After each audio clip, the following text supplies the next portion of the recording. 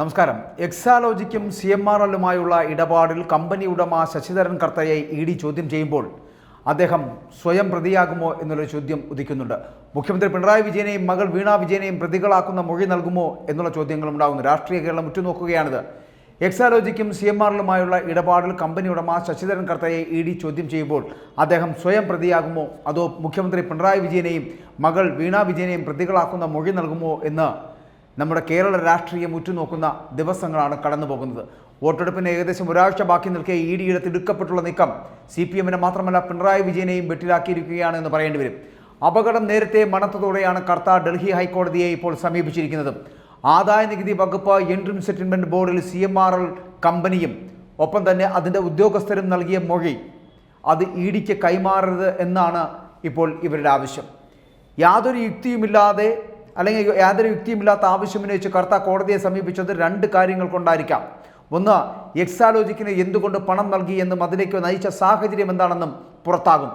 മറ്റൊന്ന്, ED കള്ളപ്പണ ഇടപാടിന് കേസെടുക്കും. ഇത് രണ്ടും CPMനൊപ്പം കരിമണൽ കർത്തയ്ക്കും ദോഷം ചെയ്യും എന്നുള്ള കാര്യത്തിൽ സംശയമില്ല. കള്ളപ്പണ കേസെടുത്താൽ അറസ്റ്റ് ഉൾപ്പെടെയുള്ള നടപടികൾ ഉണ്ടാകുമെന്നുള്ള കാര്യത്തിലും സംശയമില്ല. ഡൽഹി മുഖ്യമന്ത്രി അരവിന്ദ് കെജ്രിവാൾ അടക്കം പുറത്താകാനാവാതെ അകത്ത് കിടക്കുന്നു. ആരോഗ്യ പ്രശ്നങ്ങളടക്കം അലട്ടുന്ന കർത്തയെ സംബന്ധിച്ച് അറസ്റ്റ് ദുരിതമായി മാറും. പിണറായിക്കും മകൾക്കുമെതിരെ മൊഴി നൽകിയാലുള്ള പുകലിനെ കുറിച്ച് പ്രത്യേകം പറയേണ്ടതുമില്ല.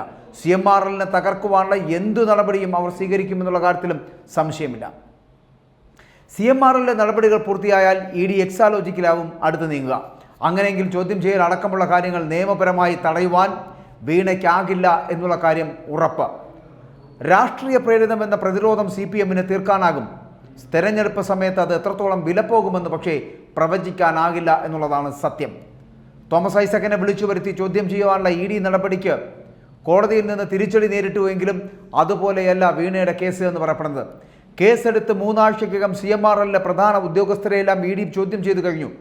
അതാണ് വീണയുടെയും CPMന്റെയും തലയിൽ ഡെമോക്ലിസിൻ്റെ വാൾ തൂങ്ങിക്കിടക്കുകയാണ് എന്ന് പലരും പറയുന്നത് എന്ന് പറയേണ്ടി വരും. കള്ളപ്പണം വെളുപ്പിക്കൽ നിയമപ്രകാരം അറസ്റ്റ് ചെയ്താൽ നിരപരാധിയാണെങ്കിൽ പോലും പുറത്തിറങ്ങാൻ കുറഞ്ഞത് 6 മാസമെങ്കിലും എടുക്കും എന്നുള്ള കാര്യത്തിലും സംശയമില്ല. ഡൽഹിയിലെ ആപ്പ് നേതാവ് സഞ്ജയ് സിംഗിന് സംഭവിച്ചത് അടുത്തിടെ ജാമ്യമാണ് ലഭിച്ചത്. അങ്ങനെയാണ് സംഭവിച്ചതും. തെരഞ്ഞെടുപ്പിന് മുമ്പായതുകൊണ്ട് രാഷ്ട്രീയമായത് ഗുണം ചെയ്തു.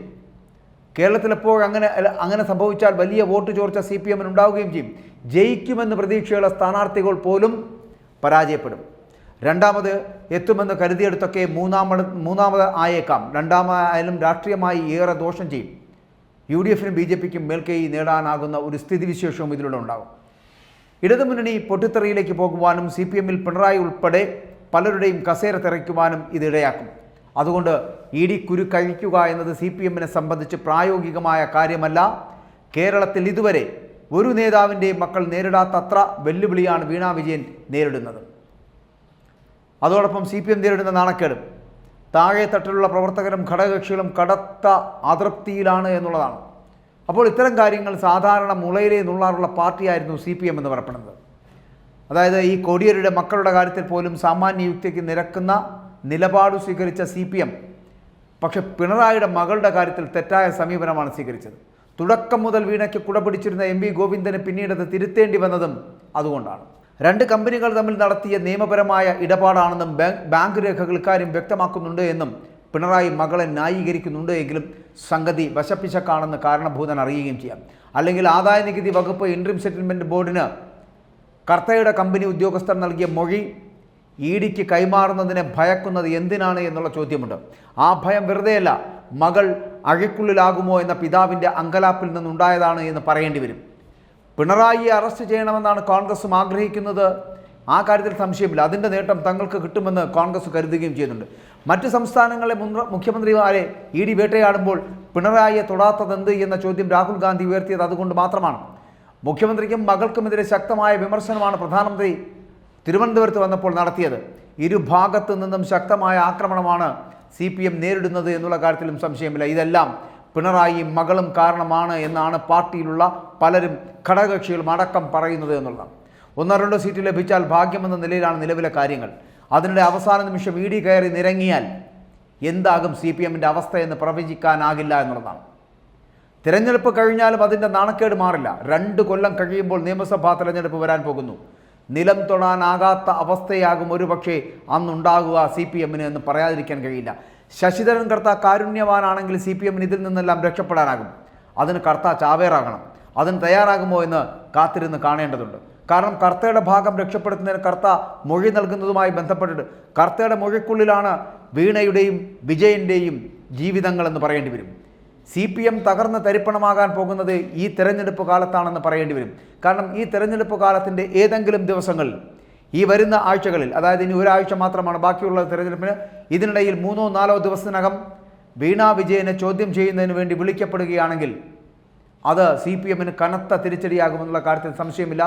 അതുപോലെ കർത്തയുടെ മൊഴികൾ, കരിമണൽ കർത്തയുടെ മൊഴികൾ ഏതെങ്കിലും വിധത്തിൽ വിജയനെതിരായിട്ടോ വീണയ്ക്കെതിരായിട്ടോ വന്നാൽ അത് പാർട്ടിക്ക് അനുകൂലമാകുന്ന ഒരു സ്ഥിതിവിശേഷമാകില്ല. മാത്രമല്ല ഘടകകക്ഷികളും പാർട്ടി അനുകൂലികളും പാർട്ടി പ്രവർത്തകരും അടക്കം CPM-നെതിരെയും ഒപ്പം തന്നെ പിണറായി വിജയനെതിരെയും തിരിയുന്നൊരു അവസ്ഥയുണ്ടാകും.